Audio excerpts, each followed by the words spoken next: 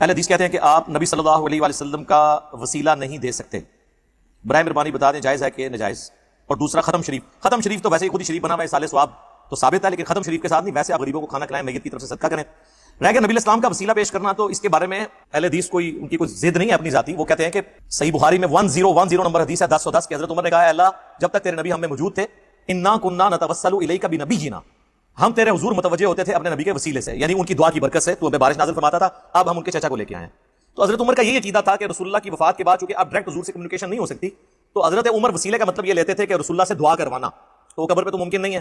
تو پھر حضور کے قریبی ساتھی اور حضور کے چچا عباس ابن عبد المطلب کو وہ لے کے آتے تھے۔ تو یہ جو اہل حدیث نے عقیدہ اپنایا ہوا ہے، یہ حضرت عمر کا بھی یہی عقیدہ ہے، ورنہ تو وہ کہہ دیتے کہ یا رسول اللہ یا اللہ پہلے تیرے نبی کے وسیلہ ان کو ساتھ لے کے آتے تھے، اب ہم ان کی قبر پہ حاضر ہوئے، ان کے صدقے بارش نازل فرما دے۔ دوسری طرف جن لوگوں نے وسیلے کو نبی اسلام کے جائز سمجھا، تو کچھ احادیث ایسی ہیں جس طرح سنن ابن ماجہ میں حدیث ہے اور ابن ماجہ نے اس کے ساتھ لکھا یہ حدیث صحیح ہے۔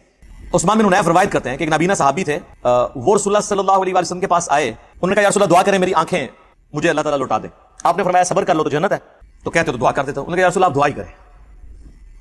ان کو پتا جنت تو ویسے ہی ہے، ان کے لیے تھی واقعی، وہ خالی گولی نہیں تھے جو کچھ بھی ہے تیرے محبوب کی امت سے۔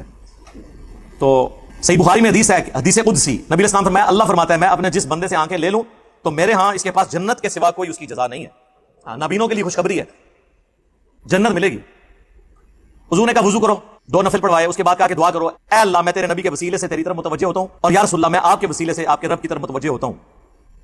بس یہاں تک حدیث بیان کرتے ہیں، اس کے آگے الفاظ ہیں اے اللہ میرے نبی کی دعا میرے حق میں قبول فرما۔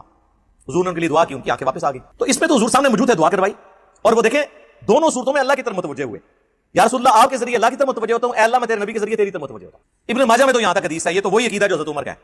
لیکن اس کی ایک روایت طبرانی میں بھی ہے، اور امام طبرانی اس حدیث کو صحیح سمجھتے ہیں۔ موجم کے اندر 3 موجم لکھی ہیں، الموجم الکبیر، الموجم الصغیر اور الموجم الاوسط، اور امام طبرانی آپ کو چھوٹے بندے تو نہیں ہیں، امام بیہقی کے استاد ہیں امام حاکم کے استاد ہیں امام طبرانی،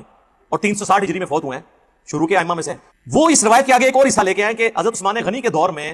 ایک شخص مقروض تھا یا کوئی اس کا کوئی مسئلہ تھا، کوئی حاجت تھی، وہ حضرت عثمان کے پاس گیا تو حضرت عثمان نے اس کی طرف التفات نہیں کیا، تو حضرت عثمان بن حنیف کے پاس وہ آیا تو انہوں نے کہا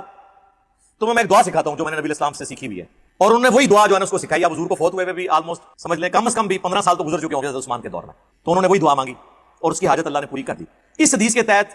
امام طبرانی اور اہل سنت کے بعض ائمہ کہتے ہیں کہ نبی الاسلام کا وسیلہ حضور کی وفات کے بعد بھی کوئی اگر پیش کرتا ہے اور یوں کہتا ہے کہ اے اللہ میں تیرے نبی کے وسیلے سے تیری طرف متوجہ ہوتا ہوں، اور یا رسول اللہ میں آپ کے وسیلے سے آپ کے اللہ کی طرف متوجہ ہوتا ہوں، اس میں حاضر و ناظر کا عقیدہ